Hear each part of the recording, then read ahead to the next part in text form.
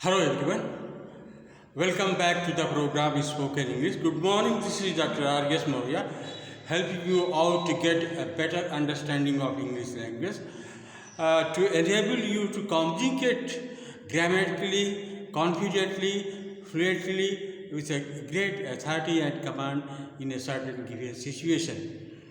Guys, this program is gaining ground.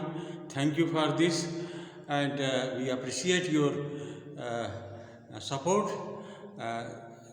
The way you like the theme and persuasion, art, and implication of the speech was admirable. So, for all these things, I must thank to you. So, guys, now come to the topic itself. The today's topic is very alarming topic, that is the anchoring. आपको हम बता रहे हैं कि कैसे ये anchoring किया जाता है। सबकी ये इच्छा होती है कि हम स्टेज पर आएँ, कुछ कहें और बोलें, लोग हमें जाने कि हम क्या कह रहे हैं। और दूसरी चीज़, ये दूसरी जो सबसे बड़ी खूबी होती है कि इस स्टेज पर आने की, जब वो आप एंकरिंग कर रहे हैं, जब आप होस्ट कर रहे हो, जब आप पूरे प्रोग्राम को संचालित कर रहे हो, तब दूसरी खुशी होती है। और ये बहुत ही फॉर्चुनेट लोग हैं, बहुत भाग्यशाली लोग हैं जिनको कभी किसी मंच को संचालित करने का मौका मिलता है।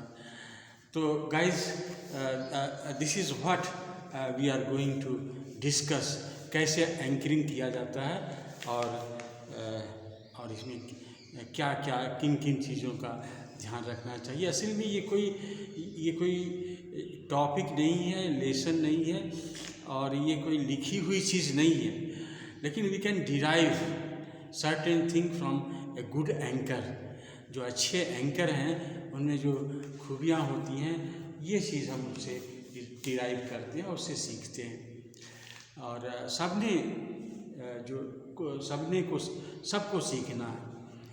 और तो अब हम बढ़ते हैं आगे एंकरिंग की तरफ कि एंकरिंग क्या चीज़ होता है। तो पहली चीज़ हम देखते हैं कि जो एंकर होता है वो उसकी जब सबसे बड़ी खूबी होती है कि उसमें रीडिंग हैबिट होती है। जिस एंकर में रीडिंग हैबिट अच्छी होती है, उसके उच्चारण और उसकी बात भी समझ में आती है। तो the anchor should be of a good reading habit. He must be widely read. वो बहुत चीज़ों को अच्छी तरह से पढ़ा हो और हर वर्ड को जानता हो। तो जो एंकर होता है वो जनरली बहुत ही जो क्वालिफाइड लोगों को रखा जाता था एंकरिंग में। अब थोड़ा सा फैशन चेंज हो गया, क्वालिफाइड नहीं बल्कि अट्रैक्टिव लोगों को रखा जाता है। स्पेशली उसमें लड़कियां ज़्यादा होती हैं, young and smart girls and boys, they are kept. तो उनको एंकरिंग करते हैं। तो कुछ तो अच्छे एंकर होते हैं और कुछ सीखते हैं। तो हम देखते हैं कि किस तरह के एंकर को हम अच्छा एंकर बोलते हैं। तो पहली चीज़ हमने देखा कि वो वाइडली रेड होना चाहिए, अच्छे उसकी पढ़ाई होनी चाहिए। जैसे आप किसी मंच को संचालित कर रहे हैं तो उसको जो है एक तो चीज़ आप बोलने जानना चाहिए। तो आप जब बोलने को आते हैं तो ये देखा जाता है कि आप उच्चारण क्या कर रहे हैं, प्रोनाउंसिएशन उसका कैसा है, उच्चारण कैसे कर रहे हैं, और लोगों को आपकी बात समझ में आ रही है कि नहीं। तो एक हैबिट, और ये होता है पढ़ने से ही होता है। पढ़ना भी क्या है, रीड लाउडली। जब भी कभी आप पढ़ें तो ज़ोर से पढ़ें और डिलीजेंटली, मेहनत करके पढ़ें ना। तो लाउडली, डेली और कंसिस्टेंटली, ब्रेक न करें इसको। जैसे आप पढ़ने की आदत को छोड़ देंगे कुछ दिन में तो फिर आप जो है उलझ जाएंगे। तो कंसिस्टेंटली और जो है इसको पढ़ने की आदत डालिए, daily and consistently you should have the habit of reading. Reading का मतलब होता है कि आप चाहे जो किताब पढ़ते हो, आप हिंदी के हैं तो हिंदी की पढ़ें, अंग्रेज़ी में आपको देना है तो अंग्रेज़ी में आप होस्ट कर रहे हो तो आपको इंग्लिश जाननी जरूरी है, तो ऐसा करना चाहिए। सेकेंड थिंग जो ज़रूरी है वो ये है कि कंटेंट, एक जो अच्छा एंकर होता है, होस्ट करने वाला होता है, उसको 100% कंटेंट जो है पता रहता है। 100% का मतलब जैसे हम किसी चीज़ पर भाषण या कोई चीज़ संचालित हो रही है तो उसको पूरी चीज़ पता रहता है शुरू से अंत तक कि हमको क्या करना है, और वो ये चीज़ बोलेंगे तो हमको किस तरह से एंकरिंग करना है, किसको कैसे बुलाएंगे, तो सारी चीज़ शुरू से लेकर अंत तक उसके, इसीलिए कहा गया कि content is king. Content is king, content को राजा माना गया है। कंटेंट मतलब होता है मुख्य जो आपके विचार हैं जिस पर आप होस्ट कर रहे हो, उसको बोलते हैं कंटेंट। सार जो है वो कंटेंट मतलब सार, तो कंटेंट इज द किंग। ये 100% जो है वो एंकर को आना चाहिए कि हम जब शुरू करेंगे और जैसे जैसे बढ़ेंगे उसका अंत कैसे करेंगे, ये सारी चीज़ें आनी चाहिए। तो सेकंड चीज़ है कि कंटेंट जो है होना चाहिए, सार जो है वो एंकर को पूरी तरह से पता होना चाहिए। दूसरे लोगों को पता हो न हो अलग चीज़ है, लेकिन जो एंकर है उसको ज़रूर पता होनी चाहिए कि क्या करने जा रहे हैं, तो ये चीज़ होती है। तो एंकरिंग हो गया। एंकरिंग के बाद क्या चीज़ होती है, तो देखते हैं कि कॉन्फिडेंस, ये बहुत बड़ी चीज़ है। कॉन्फिडेंस, अगर आपको कॉन्फिडेंस नहीं है तो ये बड़ी आप कुछ नहीं कर सकते। जो एंकर होता है he is a man of great confident. तो कॉन्फिडेंट मतलब certain amount of what we call confidence जो उसके होते हैं, तो फुल कॉन्फिडेंस होना चाहिए। कॉन्फिडेंस का मतलब परफेक्ट अमाउंट ऑफ कॉन्फिडेंस, विश्वास होनी चाहिए, और ये विश्वास होनी चाहिए कि हम पूरे प्रोग्राम को हम संचालित कर रहे हैं, I will lead the programme, इस तरह का होना चाहिए कि, क्योंकि जो प्रोग्रामिंग होता है उसमें बहुत सारी चीज़ें होती है। एक तो वक्ता होता है, बैठा हुआ होता है, पब्लिक होती है जो कि बहुत नॉटी होती है, नॉटी इस सेंस में कि उसके डाइवर्जेंट आपके वो हो सकते हैं, लीनिंग्स हो सकती है, कोई हंसेगा, कोई जो है सीरियस बैठेगा, तो कोई, तो उसको एक तरफ बांधना होता है। दूसरी तरफ जितने भी वक्ता होते हैं उनको टाइम देकर को आपको उनसे बुलवाना है, फिर उसके बाद जो है थैंक्स करना है, उसके बाद जो भी प्रोग्राम्स में जो ये होते हैं आपको संचालित करना है, तो उसके लिए आपको बहुत बड़े you should have a great amount of confidence in you. आप में कॉन्फिडेंस, विश्वास होना चाहिए कि हम ये कर सकते हैं। क्यों नहीं कर सकते?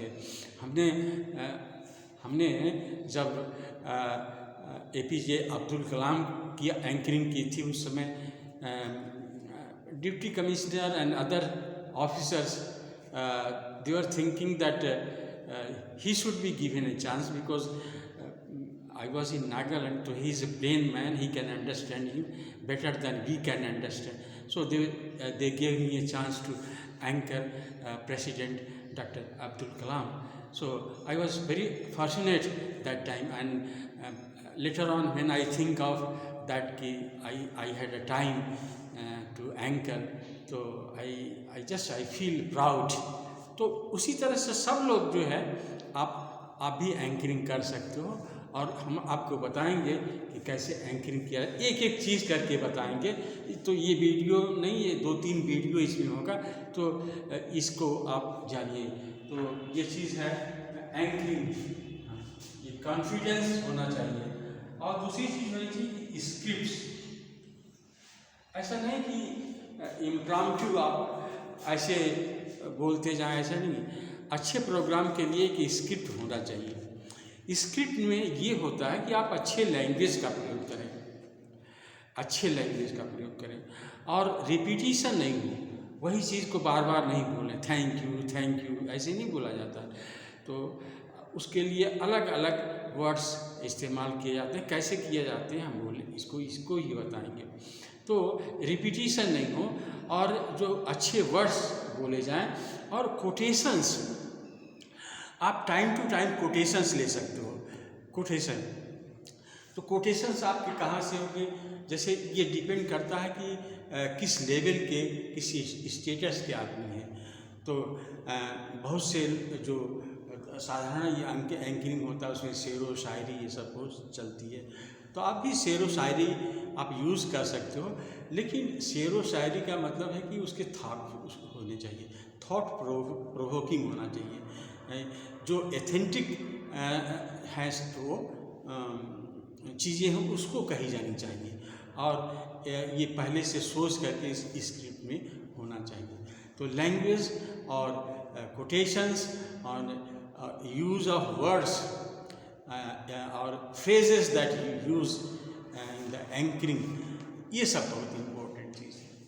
फिर आगे बढ़ते हैं। इसमें कभी कभी होता है कि जैसे जो एंकर होता है, जब जैसे शुरू होने को होता है तो एंकर जो है he is behind the curtain, और अभी शुरू नहीं हुआ but from the behind he can announce, he announces so many things, please take your seat, this and that, so many things he can announce. And this is the most important thing. When he starts speaking, so his speech should be spellbound, that people be attractive towards the speech he is giving. So that is back stage announcement. पर्दे के पीछे जो announcement होता है उसको बोलते हैं back stage announcement. ये भी जो है एंकर ही करता है। कौन करता है? एंकर करता है। फिर जो है वो एंकर जो है वो स्टेज पर आएगा, एंट्री ऑन स्टेज, क्योंकि एंकर बहुत इंपॉर्टेंट चीज़ होता है। एंकर पढ़ा लिखा भी हो सकता है और जो स्मार्ट हो सकता है और ये अट्रैक्टिव हो सकता है, ये किसी भी एज का हो सकता है, बट ये डिपेंड करता है कि किस तरह का प्रोग्राम लॉन्च किया गया, किस तरह का प्रोग्राम चल रहा है। तो अगर सीरियस प्रोग्राम है तो some serious person is required, who is well qualified and having serious thought provoking matter. So all these things are there. So this is a entry on stage का मतलब होता है कि वो खुद ही स्टेज पर आएगा और इसके बाद जो है और ओपनिंग नोट्स बोलेगा। ओपनिंग नोट्स शुरू में वो जब वो आएगा, आने का भी अलग अलग तरीका है। Some anchors come from the back stage dancing, कोई डांस करते हुए आता है तो कोई किसी तरह से आता, लेकिन कुछ एंकर जो है जैसे वो चलते हैं तो उनके पीछे सिक्योरिटी गार्ड होते हैं, उनके पीछे अच्छे अच्छे लोग होते हैं, तो उनको जस्ट टू ज्वाइन देम तो वो स्टेज तक आते हैं। तो that should not be understood a bad thing, it should be taken as a prestige to the person who is to whom they are honouring. तो ये ओपनिंग नोट्स जो है वहाँ पर दिया जाता है। ओपनिंग नोट्स में जब वो बोलता है तो यहाँ से शुरू होता है, ladies and gentleman, ladies and gentleman. तो ये जो दो चार शब्द जो बोले जाते हैं उसकी प्रैक्टिस की जाती है। ऐसे नहीं है कि आप जो किसी स्टेज पर गए आप जो है उसको पहले बोलने में। हमें याद है कि जब हम लोग ग्रेजुएशन में बनारस हिंदू यूनिवर्सिटी में था तो हमको कुछ लाइनें दी गई थी जूलियस सीजर के उसमें प्लेज में, आज भी हमें याद है। और ये भी याद है कि किस तरह से टीचर हमको उसको कई बार जो है उस प्रैक्टिस करने के लिए कहा। तो ये चीज़ आज मैं आपको बताऊंगा मैं, और चूँकि वही समय है और याद आ रहा कि इसी वक्त में टीचर ने हम लोगों की प्रैक्टिस शुरू की थी बहुत साल पहले, और कैसे जो है वो हर वर्ड को वो जो है नोट करते थे, and they he asked me to improve correct the words, जैसे फ्रेंड्स, रोमन्स एंड कंट्रीमैन, जैसे ये किसका, एंटोनी का है या एंटोनी का, फ्रेंड्स, एंटोनी का, friends, Romans and countryman.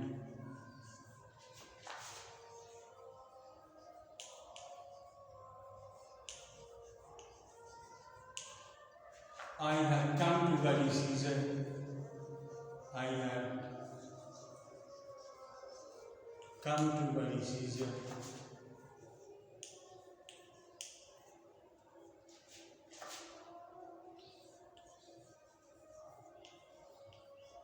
And not to praise him, and not to praise him.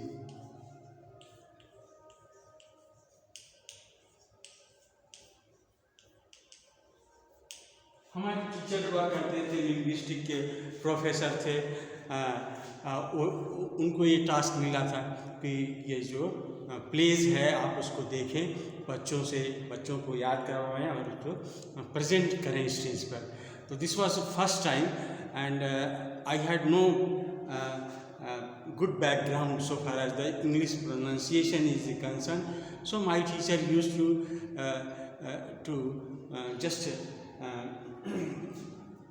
remind me and correct, here you are wrong, here this should be spoken. For example, see, I used to say friends, Romans and countrymen, and my teacher said no, that's wrong, just you go on reading again. I said friends, Romans and countrymen. No, absolutely wrong, and then he used to say, you should not speak like this, you should take care of the word. This is called friends, this is called friends, this is called Romans, and को and पढ़ना है, and then this is countryman होता है, ये main नहीं है, this is countryman, तो पढ़ना होगा friends, Romans and countrymen. Then he used to stop me. No, you are incorrect. This is not the way. You say fa. तो वो बताते थे कि ये लिवियो डेंटल साउंड है, fa. तो हमको फ्रेंड्स नहीं कहने आता, तो फ्रेंड्स कहने के लिए जो है ये ओठ को दांत से दबाना पड़ता, fa. फ्रेंड्स, तो friends, Romans and countrymen, are come to bury Caesar and not to praise him. Friends, Romans and countrymen, are come to bury Caesar, not to praise him. तो दिस इज गाई, ये ऐसे anchoring होता है। ये today I stop, again we will have 2 or 3 videos, कैसे vote of thanks दिए जाते हैं, अभी स्टेज पर आया कैसे ओपनिंग होती है, ये चीज़ कल आपको बताएंगे। तो till then goodbye, thank you.